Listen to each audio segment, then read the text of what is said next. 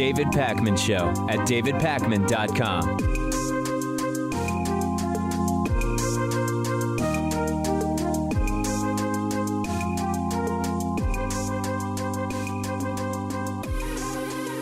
Well, it happened in Georgia, and we talked about it. We covered the Alabama anti-abortion law earlier this week, and now Missouri has passed another one of these absurdly extreme anti-abortion bills, and this bill passed in the Missouri Senate. And what it would do is ban abortion starting at 8 weeks of pregnancy, period. Remember, many women don't even know that they're pregnant until 5 weeks into pregnancy, 6 weeks into pregnancy. There are obviously exceptions that go even beyond that, but it's very common that until 5 or 6 weeks into pregnancy, a woman may not know that she's pregnant. And this bill would set a limit for legal abortions at 8 weeks. The bill now goes back to the House for one more vote before it would be sent to the Republican Missouri Governor Mike Parson for a vote into law, and Parson is expected to sign it. Now, there are some important differences between this law and others that have been passed. One is that this is a law that in its most extreme form, would be triggered by the overturning of Roe v. Wade, and otherwise has some slightly less insane provisions and limits in it. In terms of exceptions, there are exceptions in this law for medical emergencies, but like the Alabama law, no exceptions for rape, no exceptions for incest either. And as far as punishing doctors and or mothers, women who have abortions would not be prosecuted, and doctors who perform abortions after 8 weeks could be faced with 5 to 15 years in prison. So once again, it's not so much about this law specifically, although looking at what it is that they're doing and the provisions that are and aren't part of each law is important.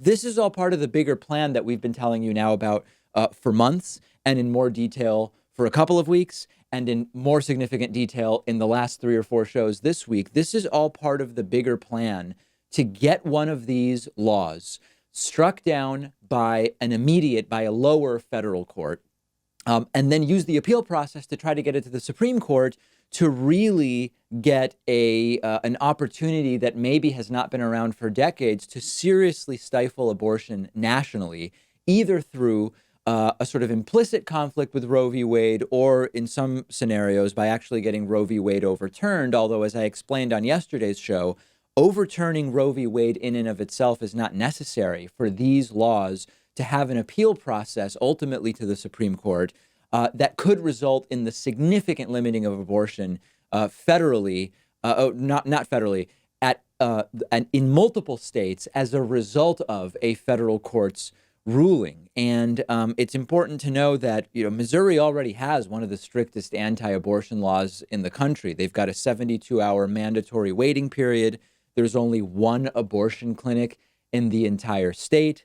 So when you step back and we see that we had Alabama earlier this week, we've already seen Georgia, Kentucky, Mississippi, and Ohio moving forward with abortion bans once fetal cardiac activity can be detected, which again is right around the 6th week of pregnancy. North Dakota and Iowa tried similar things so far. Those have been struck down in court. The whole point here is pass something so extreme that it has to be seen as a conflict with Roe v. Wade, which will in the immediate get a court to strike it down, which will, over the medium to long term, open it to appeal all the way up to the Supreme Court, which Donald Trump has had the great fortune, if you are on his side, of being able to appoint some very conservative justices to. And this is going to be a huge fight. And it's yet another reminder of how ignorant that idea was, that Trump and Hillary are going to be the same. You know what? If it's not going to be the person I really want, it almost doesn't matter whether it's Trump or Hillary, because they're going to be the same. Well, listen, I hope anyone who had that idea now realizes how absurdly ridiculous and wrong it was. Hillary would not have put 2 lunatics on the Supreme Court who would have systemically endangered abortion rights across the country and reinvigorated what we are seeing at the state level now, meant to really repress abortion rights nationally. Hillary would not have considered military action against Venezuela and in Iran, maybe in other places, as some people like to argue, But the idea that they were both equally likely to get us into military conflicts, come on. I mean, there's a very long list here of countries that Trump has considered military action against. There is a very long list of issues on which, in practice, not in theory, but in practice, Trump and Hillary would have been very different. And I hope nobody falls for that nonsense going into 2020, because we are seeing that the impact is real. The impact is on people. This is not theoretical political science. This is day-to-day affecting people's lives.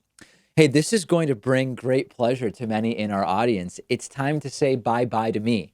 David Pakman is leaving the David Pakman Show just for 4 shows next week. Next week, we're going to be having guest hosts Monday through Thursday, and then we are sort of wrapping the Memorial Day holiday to include next Friday, so that staff gets an additional day off in addition to the federal holiday. So we're going to be having guest hosts for the first part of next week. Ben Dixon will be splitting guest hosting duties with Farron Cousins from Ring of Fire.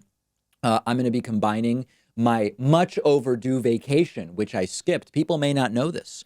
I martyred myself so that everybody else could get a vacation early in 2019, and I skipped mine. And I am now going to be taking a few days off, combining it with a trip to a wedding and sort of a work trip. And then we'll have the Memorial Day holiday. So people who want me kicked off of my own show, which shockingly is a bigger number than you might imagine, I effectively am being kicked off of my own show for all of next week, and you'll have a week break. Although I never really understood, if you dislike me that much, if you dislike this program that much, it seems like you could just watch a different show or listen to a different podcast, or just, if you listen on the radio, tune to something else. But it seems like for a lot of people, that's not a possibility. They want to be listening to this show. They just want someone else hosting it, which doesn't really make sense when it's the David Pakman Show. I don't know, but I will be back. Please be nice to Farron and to Ben. They're going to do a really, really great job. They're going to do the regular show. They're going to do the bonus show for our members and our patrons. And remember that thanks to your support, we now have the staffing and resources that we can rotate breaks. So instead of everybody just having to go on break at the same time, and the show is just dark for periods, including up to sometimes 2 weeks of shows, we still have production staff when I'm away, and then I come back, and we have rotating production staff, and we can afford to bring in the guest host. So this is all because of your support over the last, over the last year and a half to 2 years. We've really, really been able to ramp this up. So thank you. Consider participating in that funding of progressive independent media by grabbing a membership at joinpakman.com, or by pledging even as little as $1 or $2 on Patreon at patreon.com/David Pakman Show. Let me know on Twitter at dpakman or at David Pakman Show. Number 1, how do Ben and Farron do next week? And number 2, who else would you like to see guest hosting the David Pakman Show? And they've got to be more or less in line with my politics, I think, to be good fits for the show. Let me know. We've still got all of today. We will take phone calls. I will answer audience questions. We've got a great bonus show coming up. But next week, the show has not been canceled, and I have not been kicked off of the show. I'm just going to be off for 4 days, and then I'll be back. The David Pakman Show at davidpakman.com.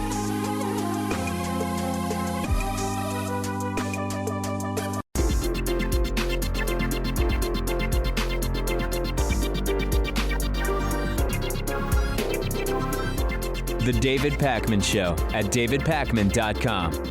Let me say a quick thank you to today's new member of the day, Gary Benny. Gary, I really appreciate your support and the support of so many great people who have signed up in May so far. Unlikely to be a record-setting new membership month, but a solid one for sure. Also want to say thanks to Christopher Utzig, who is today's longtime sustaining member of the day. Christopher has been with us for almost 5 years, which is just awesome. And I invite you to join Gary and Christopher at davidpakman.com/membership. It takes under a minute to sign up.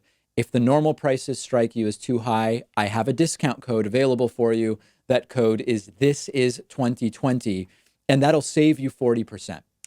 Okay, let's take some phone calls at 617-830-4750 and see what's on people's minds. Why don't we start today with our caller from the 252 area code? Who's calling today from 252? Hey, David, this is Keon. Hey, how you doing? You said your name's Keenan?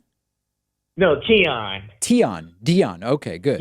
Yeah, Keon. I called like 2 times before, but this is awesome. Oh, so my question to you is, so I know this is a while ago, but Donald Trump called himself a nationalist, and I know you said you didn't agree with nationalism. I don't want to straw man you, but I know you said that was not you call yourself a patriot, not a nationalist. And my question to you is like I know there's different forms of nationalism, and I think that this is one of those things that I do not want the right to have a monopoly on. Sure. Because I know there's liberal nationalism and civic nationalism, and nationalism has a very complicated history. So will you reconsider like would you reconsider like civic nationalism or liberal nationalism? Yes, I would. Instead So listen, I don't remember saying I'm a patriot, not a nationalist. I think I remember saying there's a difference between patriotism and nationalism. I'd have to go back and listen to the clip. Here's my thing. You're pointing out very astutely the problem with a lot of these political labels. So for me, the problem is not the idea of nationalism per se in some kind of amorphous or hypothetical sense. It's that very often what the American right, which, as you say, has done a pretty good job of monopolizing the term nationalism and patriotism, what they mean by that is a very particular, we're better than other countries, our people are better, we know everything, we have the best system, the idea that we should look to Europe for what to do on healthcare or to whatever. They're against that, and that I have a problem with. Now, if nationalism were rebranded as, hey, you know what? We are going to design the best cities that reduce structural segregation along racial and economic lines, and we are going to take pride in the fact that we have modernized our public transit system such that it's the envy of the world. Like, those are things that for me are more logical to be sort of nationalistic about. So I agree with you. I would love to sort of take back control of the concept of nationalism, but the term itself has been pretty tainted at this point to mean a particular reactionary thing. Yeah, I agree with you, and like, cause I know, like, I've been thinking over the past few months about certain things, like, cause I know, like, for instance, I know the left generally has an allergy towards like nationalism. There are certain things that the left. Oh dang, I forgot a few other terms, a few other things. But I know there's a few things that the left has a allergy towards, and don't get me wrong, I understand because of the history, but I'm just starting to think more carefully about these things, and I'm like, well, I mean, yes, nationalism. If there was 2 world wars that devastated Europe because of expansionist nationalism and actually anti-Semitic brands of nationalism that destroyed well, I think a now lot we're of getting into countries. something a little bit different, Tian. I appreciate the call. I'm going to let you go. It's a very, very good topic, and I'm glad that you are thinking about these issues so deeply. That's a very, very good thing. Let's go next to our caller from the 757 area code. Who's calling today from 757? Hey, David, this is Jay. Did you say this is James? Jay. Jay. What's going on, Jay? Yeah. What's up, man? Hey, man, so I'm a Bernie supporter. I'm really hoping for 2020. I'm hoping, like, Biden doesn't screw it up. But I also like, Andrew Yang and Tulsi Gabbard. Like, I really love their policies. Mm-hmm. So I was wondering what you think about, like, come down to the wire. If they don't have a chance winning the nomination, do you think Bernie should put, like, Tulsi as vice president, maybe Andrew Yang as, like, Secretary of Treasury or something, something like that? Secretary, you got to win the nomination before we start thinking about Secretary of the Treasury. I even think it's a little early to start thinking about VP, but Bernie Warren, I like in a lot of ways, although I think strategically it may not be the best thing, but I'm trying not to think about that. We're just getting ahead of ourselves, but the idea of Bernie supplemented by Elizabeth Warren's slightly more moderate origins and very pro-entrepreneurship, as we've pointed out this week on the show. I think that would be very, very interesting, but I think it's just too early to really make that call. We got to see who wins the primary first. Yeah, true. Yeah, I'm just hoping, like, the corporates, you know how that goes.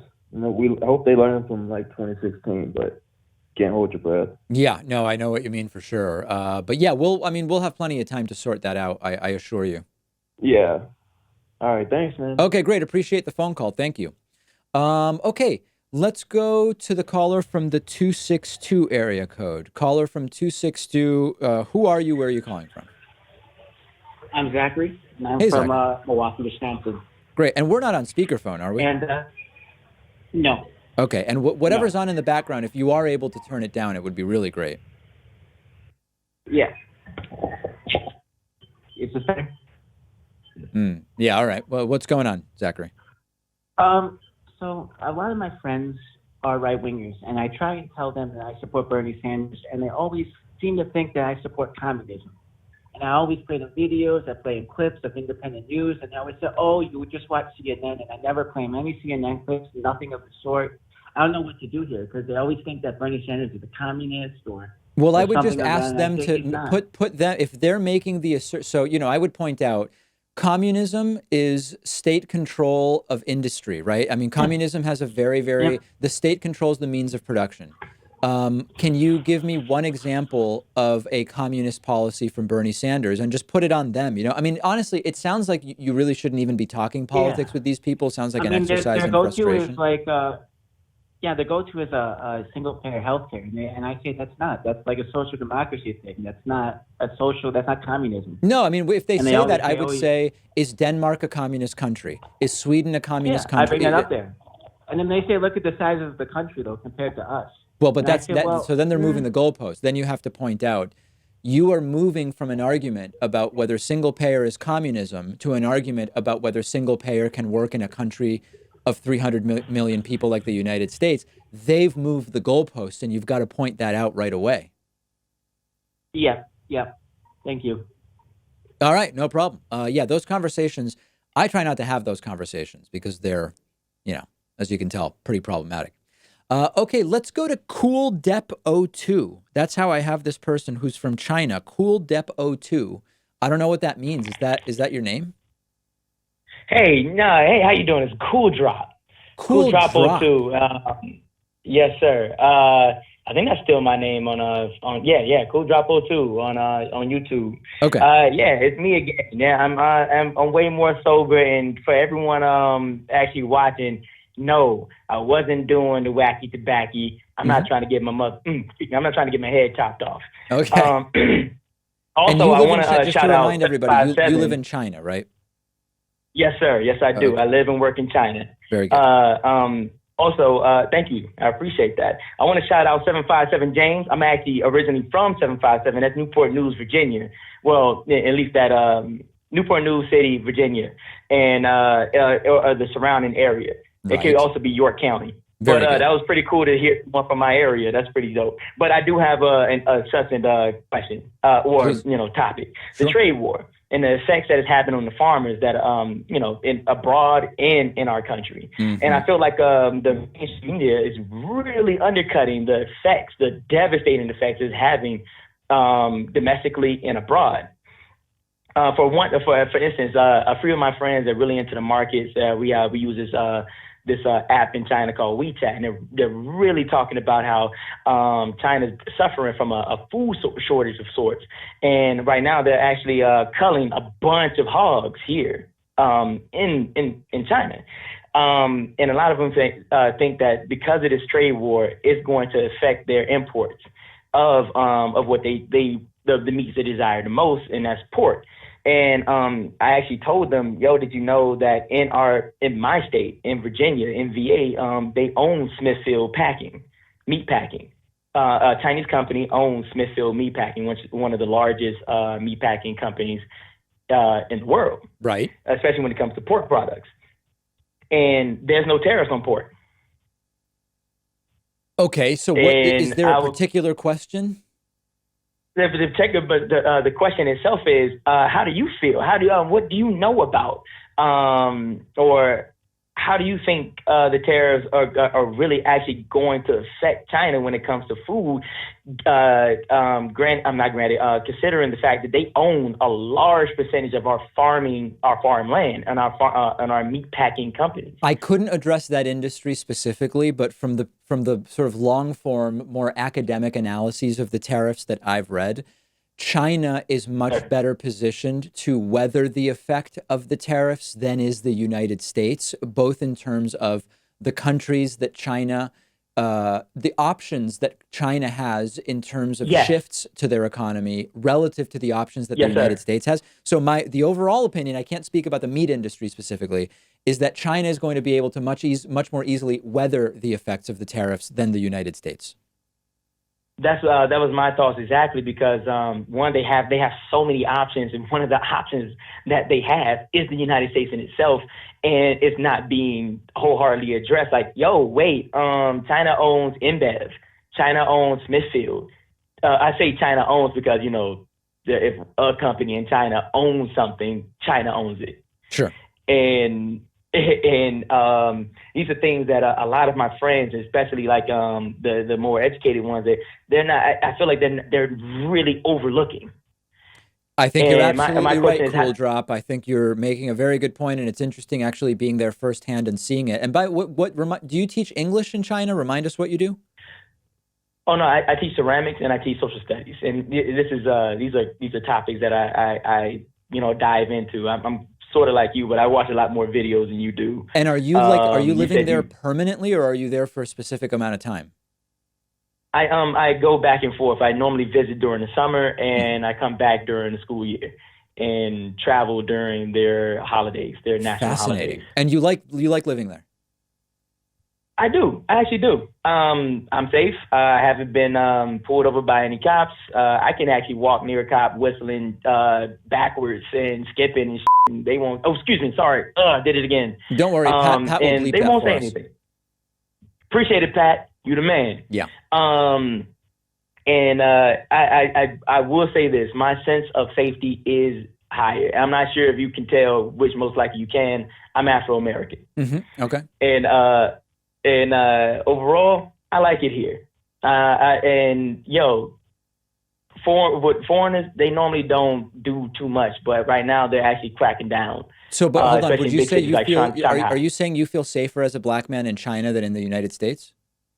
Yes, I do. And I will actually get some more of my friends, my colleagues, and people I share WeChat groups with to call into your show, and they will share a similar sentiment. Please. All right. I look forward to hearing from them. I will correct your name, not Cool Dep 02. We will update it to Cool Drop 02 from China. I gotcha. Okay. Yes, thank you so much for the call. Appreciate it. Thanks for having me, man. Okay. Take care. Bye. Okay, let's go. You know, every time I do this, I'm stepping into the lion's den, but let's go to the 210 area code. We have a lot of trolls from San Antonio, and anytime I pick up on 210, it's a risk, but I'm doing it. Caller from 210. Who's this? Where are you calling from? My name is Andre, and yes, I'm calling from San Antonio. Can you hear me? What's going on, Andre? I have, I guess, two topics that I'd like to address with you. And by the way, I love your show. Thank you. I'm more right-leaning, but I do appreciate the thought that you put into your work. Sure, thank you. The two topics, I guess, you can choose which one you want to talk about, are between immigration and, I guess, and healthcare.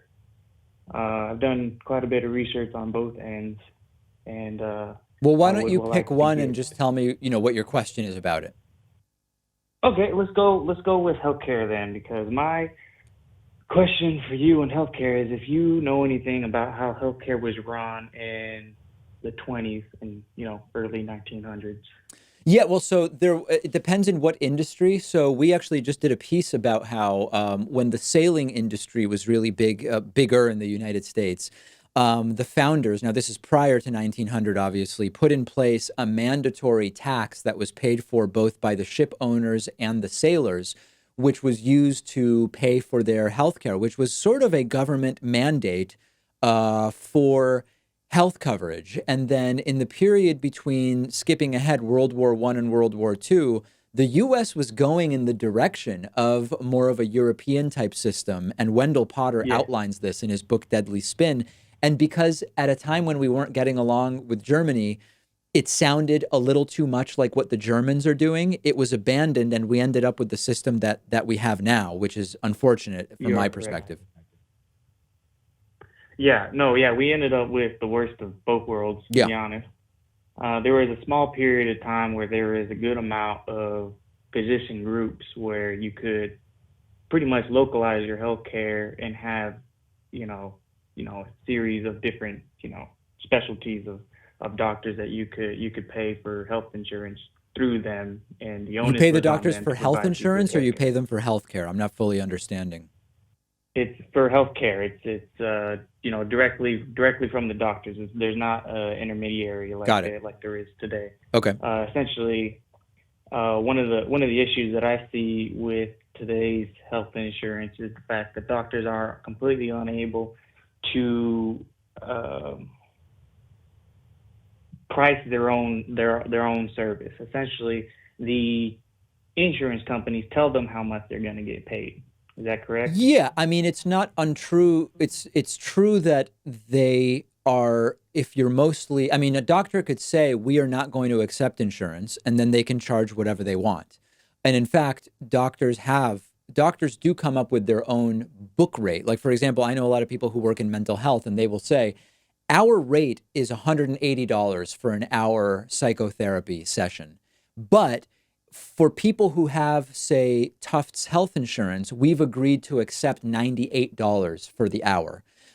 So it's sort of their call as to whether they want to say, we're not going to accept insurance. I don't think that's 100% accurate to the way health insurance is done for the majority of doctors. Essentially, what doctors have to do is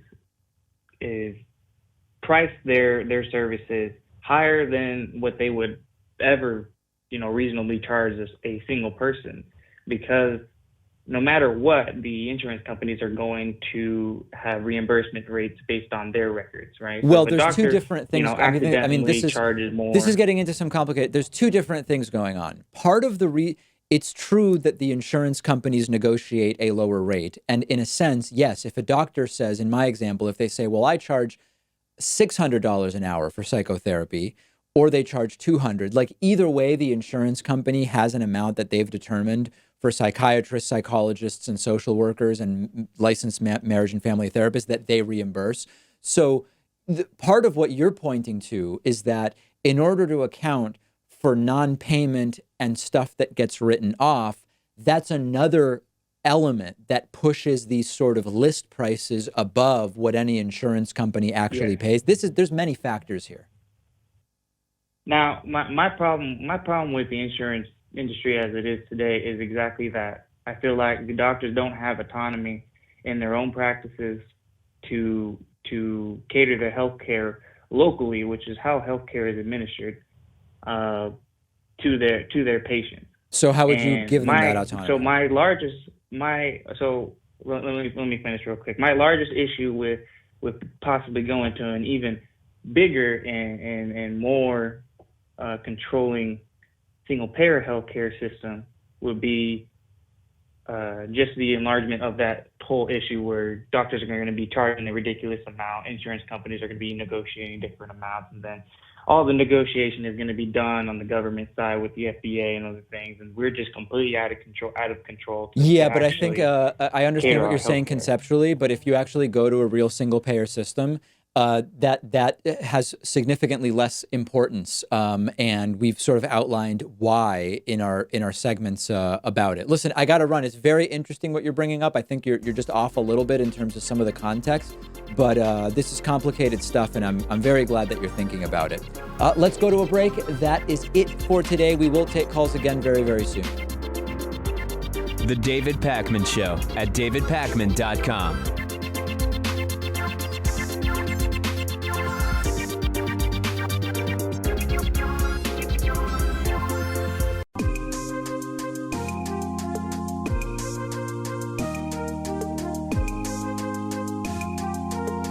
Welcome back to the David Pakman Show. Okay, this week for our classic interview, we're going to go back to when I spoke to Alec Karakatsanis about the bail bonds industry, which is a horrible, horrible industry, which I've covered before.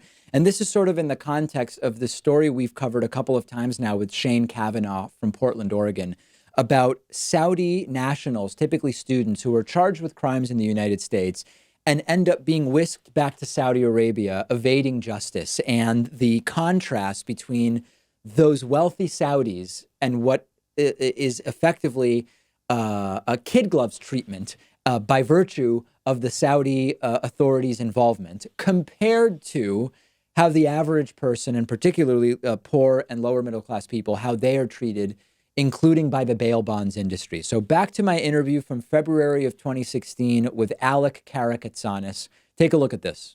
I'm joined today by Alec Karakatsanis, who's a civil rights lawyer dedicated to transforming the American criminal injustice system. Alec, we've been talking about bail and the bail bond system in the United States for a very long time. Let's sort of start at the most fundamental level. When someone is brought into court, what is the basis on which the amount of bail is decided, and whether there is even bail at all? So after someone's arrested in all 50 states, they're brought to jail, and in most circumstances, they're told, you're eligible for release immediately, but you have to give us some money first. And in some places, that decision is based on a chart that is based purely on the offense that the person has been charged with. And in other places, they go for some officer, some magistrate, some judge, and the judge just sort of picks a number, an amount of money. And typically that's happening without any inquiry at all into whether the person can afford that amount of money. That's interestingly not the case in the District of Columbia, where I live and practice, or in any of the federal courts in any of the 50 states around the country.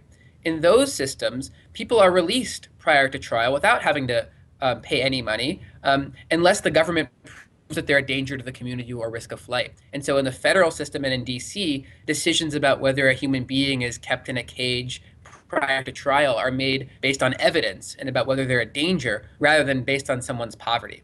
But in all of the other states, whether you stay in jail after you're arrested by the police depends solely on whether you can afford to pay bail.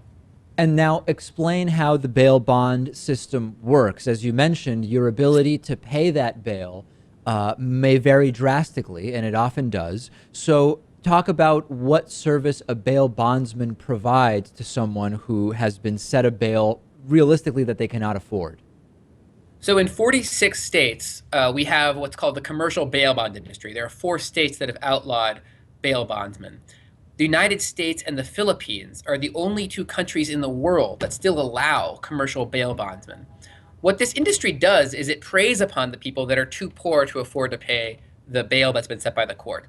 They come in and they say, if you give us a percentage of that amount, we will tell the court that we'll cover the rest. Now, they typically, because they control so many state legislatures and local government systems, they've typically passed rules that actually protect them even from having to pay at all, even if you don't show up. They're risking virtually nothing. What they then do is they trap these people in these incredibly onerous, exploitative contracts. So sometimes they might say, you give us 5% of the money bail, and then you agree to pay us the rest at the highest allowable interest rate under law for years. So you could be, like some of our clients, you could be arrested by the police, and then you could be held in jail on a bond you can't afford. And then you go to a bail bondsman, you make a payment, and now you owe them money for years. And the very next day, the prosecutor looks at your case and says, there's no crime here, or there's not enough evidence, and they dismiss the case. Now you're stuck owing money to the bail bondsman for a case that was never prosecuted. And this is the way in which the bail bond industry transfers billions of dollars every year from the poorest people in our society, those people that are accused of crimes and their families who can't afford bail, to some of the richest people in the country, the bail bond industry and the insurance companies that underwrite them. One of the incredible circumstances of this industry is that, on the one hand, the bail bonds industry sometimes likes to defend itself by saying, listen, if you're sitting there in pretrial detention, it's going to be tougher for you to build the strongest case possible to defend yourself when your court date ultimately comes.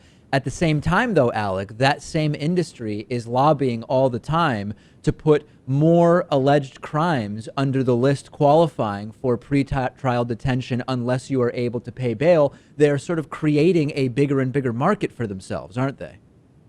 They are. There are about 500,000 human beings on any given night in this country who are in a jail cell because they cannot afford to pay bail. That's the way the bail industry likes it. They want as many people as possible as potential customers. So they're constantly lobbying state and local governments for more. Another incredible thing that they do is they lobby state and local governments for other policies that subtly help them. So for example, in the state of Louisiana, if I'm arrested and brought to court for a bail hearing, the public defender that represents me, the prosecutor that's arguing against me, the sheriff that brought me there, and the judge that is making a decision about my bail all take by statute a percentage cut of the money bail that's set in my case. And that statute was put into place by the bail bond industry to give everyone in the system an incentive to keep that bail bond industry thriving. And that's the kind of perverse incentives that we're seeing all over the country with the bail bond industry. Now, and what's really interesting. I'm sorry, go ahead. Yeah. Oh, sorry, go ahead. No, go ahead. I was going to say what's really interesting about the point you just made is the bail bond industry likes to advertise itself as helping to release people. And yet, in our lawsuits, after we see them filed, we see a lot of fear mongering by the bail bond industry about how, well, if you get rid of the bail bond industry, you're going to be releasing all these criminals, which is the very advertising slogan that they've been going by for years. What's fascinating about it, and the reason why a lot of police and prosecutors and sheriffs are really opposed to the bail industry, is that if you believe that a person is a danger to the community, and you think that person could harm other people while they're awaiting trial, why in the world would you release that person just because they have money? If someone is a dangerous predator, I would argue they're even more dangerous if they have resources and money. So the bail bond industry is advocating for a system that releases Robert Durst, but that cages Sandra Bland. And that is absolutely absurd. Do you have data nationally on what percentage of alleged perpetrators are not even offered bail? In other words, they are considered such a risk to society that bail is not even an option. And then how many are offered bail but ultimately never pay it, either directly or via bail bondsman, and how many do pay the bail and get out? Do we have some sort of sense of those numbers? No, and in fact, no one's keeping those numbers precisely because of the incentives involved here.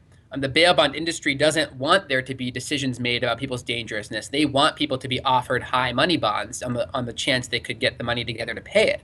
So when courts all around the country in most states aren't ever making the determination that someone is dangerous, they're just estimating if a judge thinks that a person is dangerous in a state that uses a lot of commercial money bail, they'll just estimate an amount of money that they think the person can't afford. So they'll say, $1 million.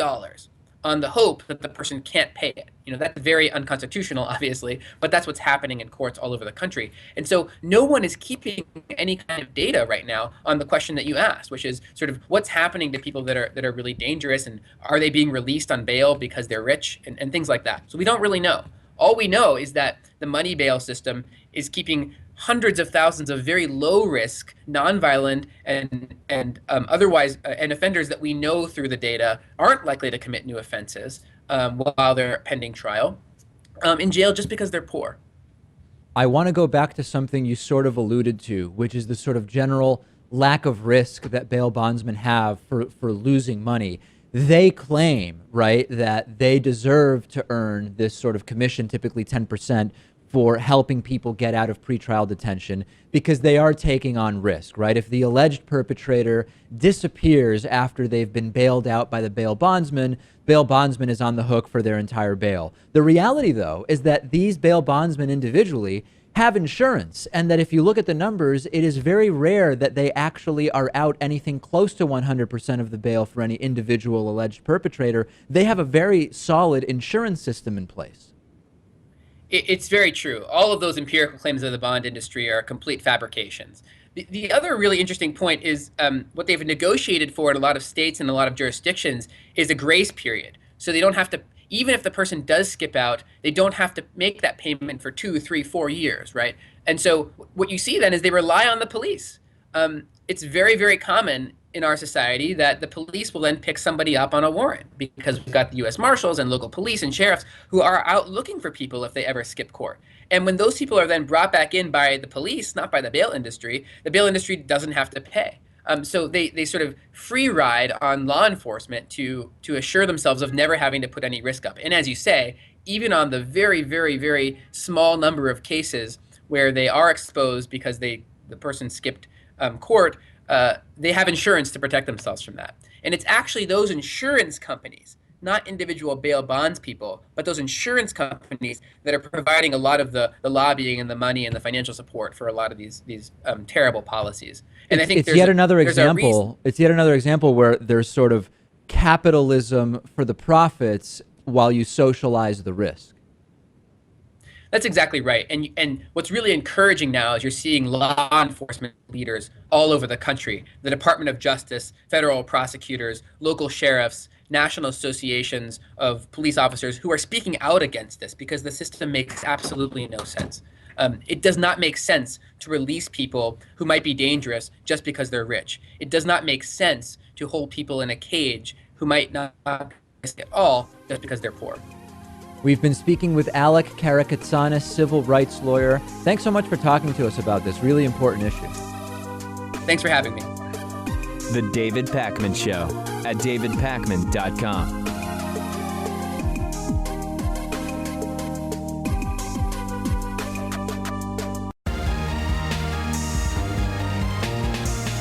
The David Pakman Show at davidpakman.com. Okay, let's get into audience questions for the week, and they are good and they are very meaty this week. The first is, hey, David, when will the Constitution be officially outdated? This is so loaded, and it just, to begin with, there are lots of people who just say never. They're called constitutional fetishists. Sometimes they call into the show. But if we want to have a sensible adult conversation, the first question is, what do you mean by outdated? If you mean, does the Constitution still effectively establish the federal government and give us the original set of powers for the federal government? It still does that. And in that sense, it's not outdated in that it still outlines the government that we have today. If the question, which I think is a more practical question, becomes, does the Constitution still serve as a relevant document to answer questions about how things should work today? The answer is that with every passing year, the Constitution increasingly fails to be a document that gives us those answers. So in many ways, the Constitution is already outdated. Look at the chaos around gun laws. Is it the guns that were around at the time of the Constitution's writing, or do we need to interpret which guns and types of arms fall under the jurisdiction of what the founders meant when the Second Amendment was established? It's immediate and total chaos. The problem is either it's outdated or it isn't. And the chaos starts when we start arguing about which pieces are outdated and in which way. And we start trying to suss out the intentions of the founders versus whether a totally literal interpretation should be applied. But if it is a literal interpretation, it should be applied based on the world that existed at the time that the Constitution or its amendments were written, not necessarily a literal interpretation based on 2019. That makes very, very little sense. And you end up just getting a kind of partisan strategy around the Constitution to argue one way when it favors your side politically and argue a different way when it doesn't favor your side politically. How does the First Amendment apply to the internet? The answer is it actually depends on whether a president has put conservative or liberal justices on the Supreme Court. Doesn't really seem like that is a particularly up-to-date document if that's what it depends on. How does the Fourth Amendment apply to motor vehicles? The answer is it depends on whether presidents have recently been able to get conservative or liberal justices onto the Supreme Court. Thomas Jefferson, who believed that Americans should revisit the Constitution every 20 years, probably was onto something, although 20 years is probably too frequently. Maybe it was based on life expectancy at the time. I don't know. But the idea there is a good one. And there's an argument to be made, which we often hear from those who believe that the Constitution is sort of more perfect than it is, who will say, we don't need to change the Constitution in any kind of significant way, because the Constitution can be amended. It doesn't have to be replaced. It's working as intended. The problem is that it's got to be easier to pass amendments if that's going to be your argument, right? The Constitution does provide for amending it, and it's been amended a couple dozen times.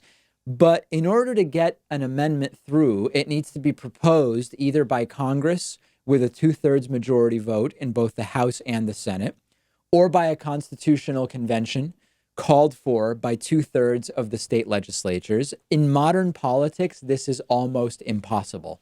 And you see it in the results. The 27th Amendment was passed in 1992, but it related to the compensation of the members of U.S. Congress, okay? It's about their own pay. If you go before the 27th Amendment to the 26th, it was in 1971. That's 48 years ago. That is a very long time for a system which supposedly is ripe to be amended to make it more relevant to modern day. The last 48 years have seen completely drastic change culturally, technologically, in terms of legal precedent on so many different issues. So if your argument is going to be the Constitution's fine as long as we keep up with amending it, it's got to be easier to amend it because it's almost impossible in modern American politics on anything other than how much do senators and members of the House of Representatives get paid.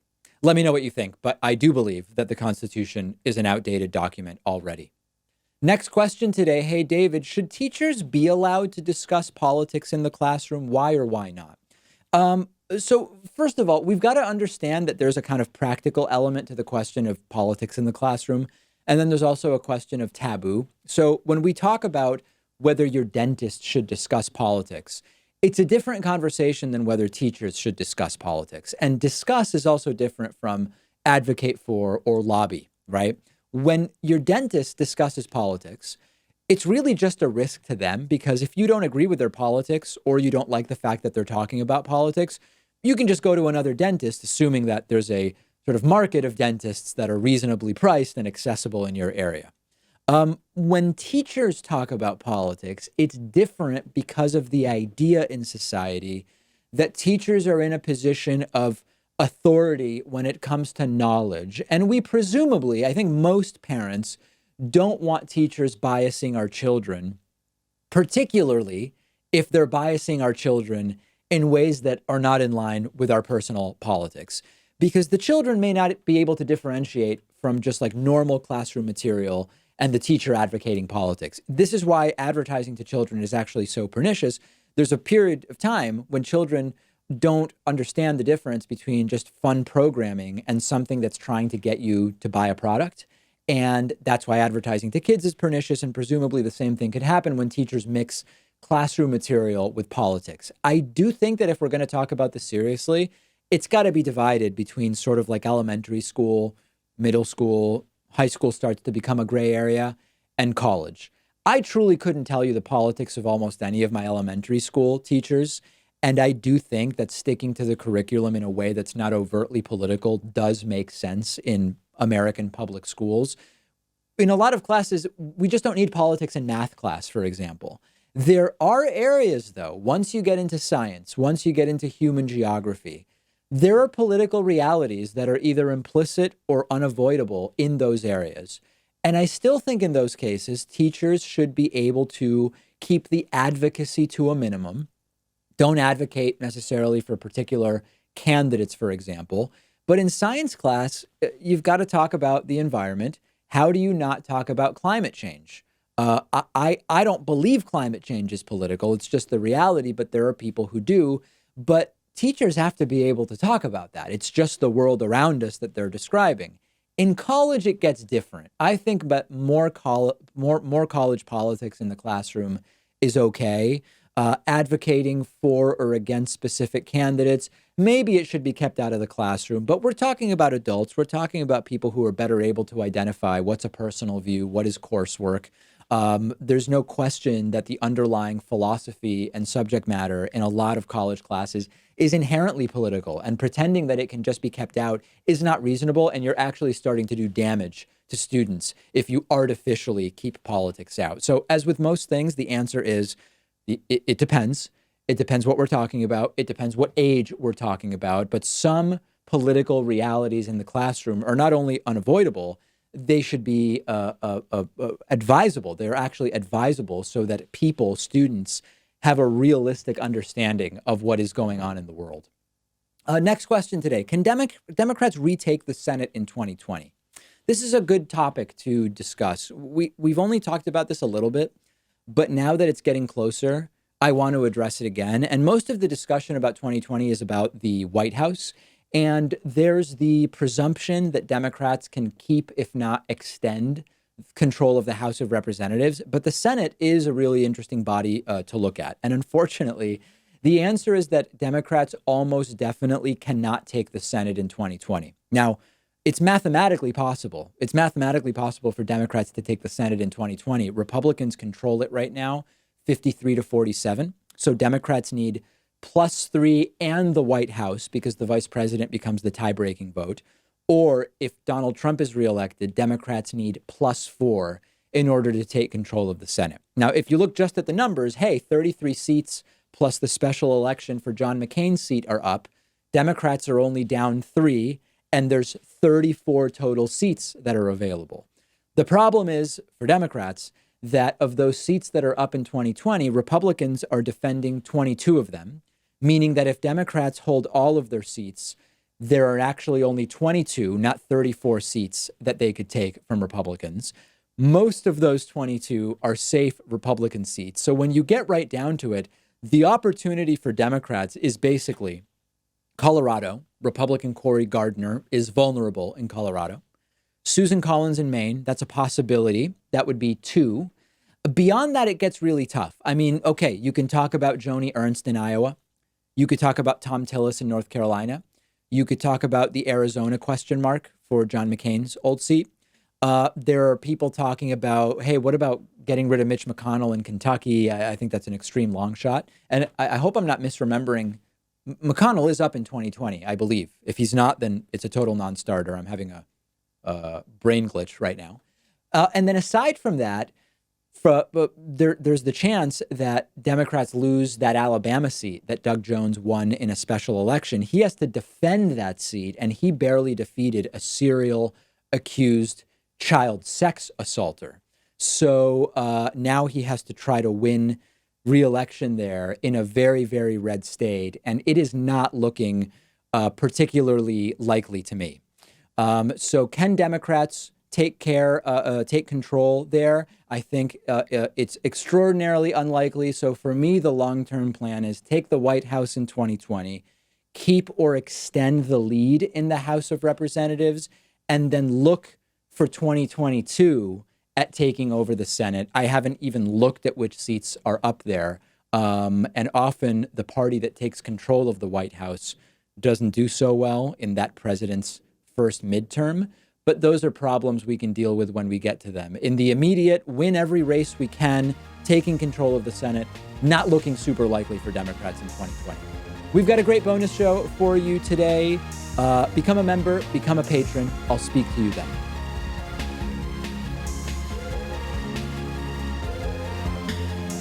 The David Pakman Show at davidpakman.com.